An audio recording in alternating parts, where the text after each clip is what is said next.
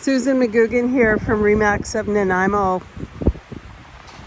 And on a windy day on Mudge Island, I'm showing you False Narrows.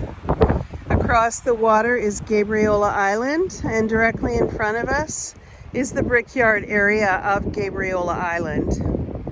But it is a beautiful day.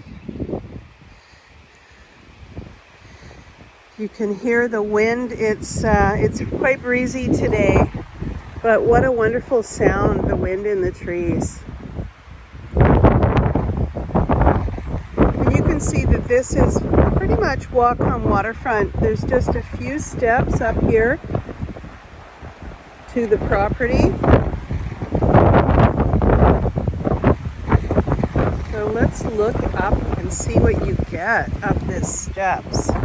It's a gorgeous property. It's manicured, lovely lawn, and off at the top of the property up close to the road is this lovely little cabin. For more information about this wonderful property at 674 Weathers Way on Mudge Island, call me at Remax of Nanaimo and I'll tell you all about it.